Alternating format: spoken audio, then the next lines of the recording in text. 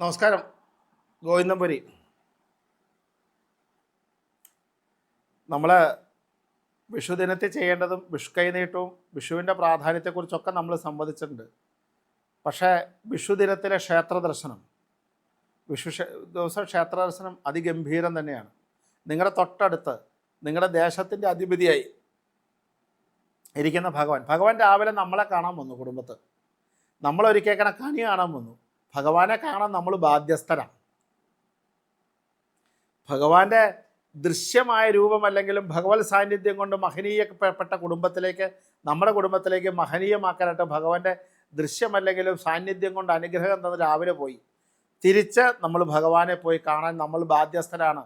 വിഷുദിനത്തിൽ തൊട്ടടുത്ത കൃഷ്ണൻ്റെ അമ്പലത്തിൽ, മഹാവിഷ്ണുവിൻ്റെ അമ്പലത്തിൽ, ശ്രീരാമൻ്റെ അമ്പലത്തിൽ, നരസിംഹത്തിൻ്റെ അമ്പലത്തിൽ അല്ലെ വാമനോ ദശരഥനോ ആ ലക്ഷ്മണനോ ആരായാലും വേണ്ടില്ല, ഭഗവത് ദശാവതാരങ്ങളുള്ള ചൈതന്യങ്ങളുള്ള അമ്പലത്തിൽ രാവിലെ നമ്മൾ കുളിച്ച് ദർശനം നടത്തുക എന്നുള്ളത് നിർബന്ധ.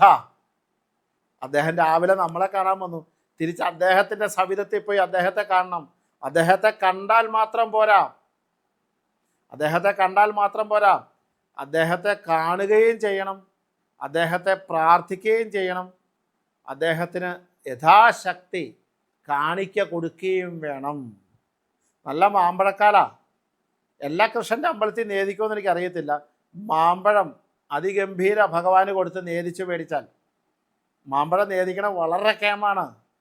പഞ്ചസാരയും കദളിപ്പഴവും വിഷുവിൻ്റെ അന്ന് ഭഗവാന് കൊടുക്കൂ, നേദിച്ച് തരാൻ പറയൂ തിരുമേനിയോട്. അതിഗംഭീരാണ്. പഞ്ചസാര, കദളിപ്പഴം, അല്പം മുന്തിരി, ഒരു ശകലം കൽക്കണ്ട. ഇനി ഇതൊന്നും പറ്റില്ല, അല്പം പഞ്ചസാര മാത്രം. ഇനി കദളിപ്പഴവും കൽക്കണ്ടവും മുന്തിരിക്ക ത്രിമധുരം അതിഗംഭീരാണ്.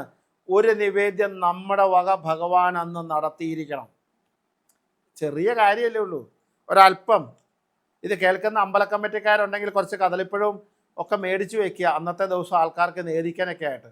അപ്പോൾ അന്നത്തെ ദിവസം, വിഷു ദിവസം, നിർബന്ധമായി എല്ലാ ഭക്തജനങ്ങളും പുഷ്പാഞ്ജലി കഴിക്കാം, എണ്ണ കൊടുക്കാം, നെയ്വിളക്ക് കഴിക്കാം, മാല കഴിക്കാം, എല്ലാം ചെയ്യാം. അപ്പോൾ അല്പം തന്നെ ഒരു കദളിപ്പഴമെങ്കിലും ഭഗവാന് നിവേദിച്ചിരിക്കണം. ഇനി കദളിപ്പഴം ഒരിക്കലും കിട്ടാത്ത നാടാണ്. അവിടെ ഒരു 15 കിലോമീറ്റർ പരിസരത്ത് പോലും കദളിപ്പഴം കിട്ടില്ലെങ്കിൽ നല്ല പൂവൻപഴം മതി.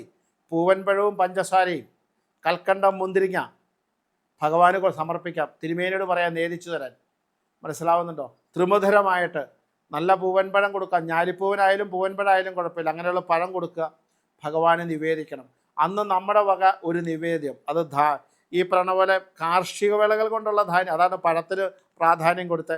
അല്ലെങ്കിൽ ഗംഭീരമായി നിൽക്കുന്ന മാമ്പഴം, അസ്സല് മാമ്പഴം കിട്ടുമെങ്കിൽ മനസ്സിലായി. കാർബൈഡേറ്റ് പഴിപ്പിച്ചതല്ല, ഭഗവാൻ അസുഖം വരാനല്ല, നല്ല നമ്മുടെ തൊടിയിൽ നിന്ന് പറിക്കാൻ പറ്റുന്ന മാമ്പഴങ്ങളുണ്ടെങ്കിൽ നല്ല മാമ്പഴം തിരുമേനിയോട് ചോദിച്ചാൽ, എല്ലാ അമ്പലത്തിലും നേദിക്കണം കണ്ടിട്ടില്ല, പല അമ്പലത്തിലും നേദിക്കുന്നുണ്ട്. ഒത്തിരി മാമ്പഴവും പഞ്ചസാരങ്ങളും നേദിച്ചാൽ അതിഗംഭീരാണ്.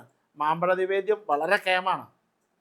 ഭഗവാനെ നിവേദിക്കുക, ത്രിമധുരം നേദിക്കുക. എന്നിട്ട് എന്താ ചെയ്യേണ്ടേ? നമ്മുടെ ഒരു ആചാരത്തിൽ ഒരു വർഷാരംഭം കൂടിയാണ് ശരിക്കും. ചിങ്ങമാസത്തിലെ 1-ാം തീയതി പറയണ പോലെ തന്നെ വിഷു ഒരു വർഷാരംഭം കൂടെയാണ്. അപ്പോൾ അതുകൊണ്ട് എന്താ ചെയ്യണേ? ഭഗവാനെ തൊഴുത്, ഭഗവാനെ പ്രാർത്ഥിച്ച്, ഭഗവാനോട് അപേക്ഷിക്കണം. എങ്ങനെ അപേക്ഷിക്കണം? നമ്മൾ നല്ല നിവേദ്യാദികളൊക്കെ സമർപ്പിച്ച്, ഭഗവാന് നെയ്വിളക്ക് പോലത്തെ കാര്യങ്ങളൊക്കെ ചെയ്ത്, ഭഗവാന് പ്രദക്ഷിണാദികളൊക്കെ ചെയ്ത് ഭഗവാനോട് പറയാം. എങ്ങനെ പറയണം? നാരായണായ നമ, നാരായണായ നമ, നാരായണായ നമ, നാരായണ. അങ്ങനെ വിചാരിക്കുന്ന നാരായണമൂർത്തി, ഈ ഒരു വർഷം അടുത്ത മേടം വരെ നമ്മുടെ ദുരിതങ്ങളും സങ്കടങ്ങളും മാറാനായിട്ട്, അല്ലെങ്കിൽ ഭഗവാന്റെ അനുഗ്രഹങ്ങൾ എന്നും കുടുംബത്തുണ്ടാകാൻ വേണ്ടിയിട്ട് അത് മതി. ഭഗവാന്റെ അനുഗ്രഹം ഒരു വർഷത്തേക്ക് നമ്മളിലുണ്ടാവണം എന്നുള്ള പ്രാർത്ഥന മാത്രം മതി. ഭഗവാൻ എപ്പോഴും നമ്മളെ സംരക്ഷിക്കണേ എന്ന് കണ്ടുകൊണ്ടിരിക്കണേ എന്നൊരു പ്രാർത്ഥന. ഇതൊന്നുമില്ലെങ്കിൽ എനിക്ക് ഭഗവാനോടുള്ള പ്രാർത്ഥനയ്ക്ക് കുറവ് വരുത്തല്ലേ എന്നൊരു പ്രാർത്ഥന. ഭഗവാൻ എന്തിനാ നമ്മൾ ആവശ്യപ്പെടണേ? നമ്മളൊന്നും ആവശ്യപ്പെടണ്ട. എനിക്ക് അങ്ങയോടുള്ള സ്നേഹത്തിന്, അങ്ങയോടുള്ള പ്രണയത്തിന്, അങ്ങയോടുള്ള ഭക്തിക്ക് ഒരു കുറവ് വരുത്തരുതേ എൻ്റെ ഭഗവാനെ എന്ന് നിങ്ങൾ പ്രാർത്ഥിച്ച് ആ അമ്പലത്തിൻ്റെ പരിസരത്ത്, വല്യമ്പലത്തിലോ ബലിക്കൽപ്പരയിലോ ചുറ്റമ്പലത്തിലോ ചുറ്റുമിരുന്ന് 10 മിനിറ്റെങ്കിലും ഭഗവാനെ ഓർത്ത് നാരായണ നാമജപം കൊണ്ട് നാമജപാർച്ചന നടത്തിയിട്ട്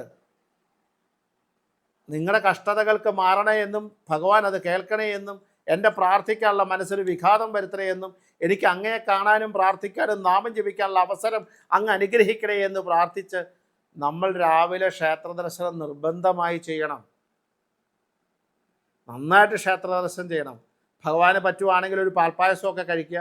അന്നത്തെ ഉച്ചയ്ക്ക് സദ്യയ്ക്ക് ആ പായസം വിളമ്പുക. ഭഗവാനുള്ള പായസം തന്നെ നമ്മുടെ വകയായി നടത്തുക. ആ പായസം കുടുംബത്തിൽ വിളമ്പാൻ പറ്റും. മനസ്സിലാവുന്നുണ്ടോ? അന്നത്തെ ദിവസം കുടുംബത്തിൽ ഞാൻ ആദ്യം തന്നെ പറഞ്ഞായിരുന്നു, വിഷുവിൻ്റെ അന്ന്, തിരുവോണത്തിൻ്റെ അന്ന്, അങ്ങനെ കർക്കിടവാവിൻ്റെ അന്ന്, അങ്ങനെ നമുക്ക് പ്രധാനപ്പെട്ട കുറേ ദിവസം അന്നെങ്കിലും നമ്മുടെ കുടുംബത്തിൽ വെജിറ്റേറിയൻ ആകുക. നമ്മൾ കുറച്ചൊക്കെ നമ്മുടെ വിശ്വാസത്തിൽ തന്നെ പോകണ്ടേ. അപ്പോൾ വെജിറ്റേറിയനായ വിശ്വാസത്തിലോ നമ്മൾ സഞ്ചരിക്കാം. അപ്പോൾ അതുകൊണ്ട് തന്നെ അന്ന് പാൽപ്പായസമൊക്കെ കഴിച്ച് ആ പായസമൊക്കെ വാങ്ങിക്കൊണ്ട് വന്ന് ഉച്ചയ്ക്ക് വിളമ്പാം. അപ്പോൾ അന്നത്തെ ദിവസം അങ്ങനെ രാവിലെ ഭഗവാന്റെ ദർശനം നടത്തി, ഭഗവാനെ തൊഴുതു, ഭഗവാനെ നമസ്കരിച്ച്, ഭഗവാനോട് പ്രാർത്ഥിക്കാനുള്ള, ഭഗവാനോടുള്ള നാമം ജപിക്കാനുള്ള അനുഗ്രഹം എനിക്ക് തടയെന്ന് പറഞ്ഞാൽ മതി. പിന്നെ ഭഗവാനൊക്കെ നോക്കിക്കോളും, ഉറപ്പാണ്. കാരണം ഈ നമ്മൾ എല്ലാ ദിവസവും കേട്ടുകൊണ്ടിരിക്കുന്ന കഷ്ടതകൾ ഇന്ന് എന്നെയും എൻ്റെ പരമ്പരയും നമുക്ക് രക്ഷിക്കണമെങ്കിൽ ഒരാളുടെ പാതാരബിന്ദങ്ങളിൽ മാത്രം പ്രാർത്ഥിച്ചാലേ പറ്റുള്ളൂ. അത് ഭഗവാന്റെ പാതാരബിന്ദങ്ങൾ പ്രാർത്ഥിക്കണം.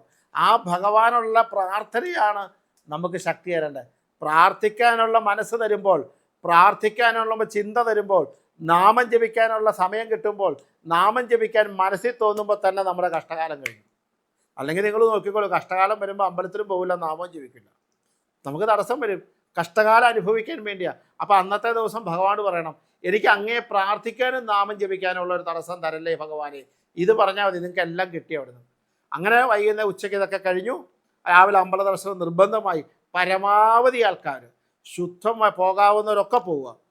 നിവൃത്തിയില്ലാത്തൊരു പോകണം നല്ല ഞാൻ പറയണേ. വിദേശത്തുള്ളവർ കൃഷ്ണൻ്റെ പ്രതിമയെ പ്രാർത്ഥിച്ച് നാമമൊക്കെ ജപിച്ചാൽ മതി. വൈകുന്നേരങ്ങളിൽ അന്നത്തെ വൈകുന്നേരം ദിവസം നിങ്ങൾ ശ്രീകൃഷ്ണ നാമങ്ങൾ നാരായണീയമായിട്ടാണെങ്കിലും, കൃഷ്ണായ നമാന്നായാലും, വാസുദേവായ നമാന്നായാലും, നാരായണായ നമാന്നായാലും, അച്യുതായ നമാനായാലും, അനന്തായ നമാന്നായാലും, ഗോവിന്ദായ നമാന്നായാലും, ഏത് നാമങ്ങളാലാണെങ്കിലോ ഒരമണിക്കൂറെങ്കിലും അന്ന് വൈഷ്ണവ നാമങ്ങൾ ജപിച്ചിരിക്കണം. കുടുംബത്തിൽ ഒരമണിക്കൂറെങ്കിലും വൈഷ്ണവ നാമങ്ങൾ നമ്മൾ ജപിച്ചിരിക്കണം. വിഷ്ണു സഹസ്രനാമം ജപിക്കാം, നാരായണീയം ജപിക്കാം. ജപത്താൽ മുഖരിതമാകണം നമ്മുടെ അന്നത്തെ സന്ധ്യ. നാമജപം കൊണ്ട് അനുഗ്രഹകല നിറയ്ക്കണം അന്നത്തെ സന്ധ്യ. നാമജപത്താൽ പുണ്യമാക്കണം അന്നത്തെ സന്ധ്യ. ബിക്കോസ് എന്തൊക്കെ സദ്യയല്ല, അന്നത്തെ വൈകുന്നേരത്തെ സന്ധ്യാസമയം. കാരണം അന്ന് രാവിലെ നമ്മളെ കണ്ട് നമ്മളെ അനുഗ്രഹിച്ചു പോയ ഭഗവാന്റെ ജന്മം കൊണ്ട്, അല്ലെങ്കിൽ ആ കർമ്മം കൊണ്ട് ആ ഭഗവാൻ അവിടെ വന്നിരുന്ന് നമ്മളെ അനുഗ്രഹിച്ചു പോയൊരു ദിവസമാണ്. ആ അനുഗ്രഹത്തിന് നമ്മൾ ചെയ്യേണ്ടത് നാമജപം മാത്രമാണ്. അപ്പോൾ അതുകൊണ്ട് ഒരു അരമണിക്കൂറെങ്കിലും വൈഷ്ണവനാമങ്ങളാൽ, ശക്തമായ വൈഷ്ണവനാമങ്ങളാൽ വല്ല അനുഗ്രഹത്തിലേക്ക് നമ്മുടെ മനസ്സിനെ കൂട്ടിക്കൊണ്ടുപോകുവാൻ, കുടുംബത്തിൽ ഐശ്വര്യം ഉണ്ടാകാൻ വേണ്ടി നമ്മൾ അന്ന് വൈകുന്നേരമെങ്കിലും നാമജപം ഒരു അരമണിക്കൂർ ചെയ്യണം. എല്ലാ ദിവസവും ചെയ്യണം. അന്ന് കേമായിട്ട് ചെയ്യണം. അത് സഹസ്രനാമം നിങ്ങൾക്ക് ജപിക്കാം, 2 ആവർത്തിയൊക്കെ സഹസ്രനാമം ജപിക്കാം, നാരായണീയം ജപിക്കാം, നാരായണ അധ്യായങ്ങൾ മുഴുവൻ തീർക്കാം, പരമാവധി നാരായണീയം ജപിക്കാം, നാമജപങ്ങൾ ജപിക്കാം, ഗുരുവായൂരപ്പനെ പ്രാർത്ഥിക്കാം, ഗുരുവായൂരപ്പൻ്റെ നാമങ്ങൾ ജപിക്കാം, കീർത്തനങ്ങൾ ജപിക്കാം. അങ്ങനെ ഒരു അരമണിക്കൂർ ഭഗവാന് വേണ്ടി നമ്മൾ അന്നത്തെ ദിവസം വൈകുന്നേരം മാറ്റി വെക്കണം. ഇതിങ്ങനെ തുടങ്ങിയിട്ട് തലേ ദിവസം വൈകുന്നേരം നമ്മൾ തുടങ്ങുവാണ്. ഭഗവാൻ വരാൻ വേണ്ടി, വിഷുക്കണി കാണാൻ വേണ്ടി, വിഷുവിന് ഒരുങ്ങാൻ വേണ്ടി എല്ലാം കഴിഞ്ഞു ഭഗവാനോട് വൈകുന്നേരം നമ്മളെന്ത് ചെയ്യണം? നന്ദി പറയണ്ടേ? അദ്ദേഹം നമ്മളെ നന്മയ്ക്ക് ഐശ്വര്യത്തിന് നമ്മളെ കണ്ട് കേട്ട് അനുഗ്രഹിച്ചു പോയ ഭഗവാനോട് നമ്മുടെ നന്ദി അദ്ദേഹത്തിന് ആവശ്യമില്ല. അപ്പം എന്താ വേണ്ടേ? സ്മരണയ്ക്ക് എന്താ ചെയ്യേണ്ടത്? നാമജപം.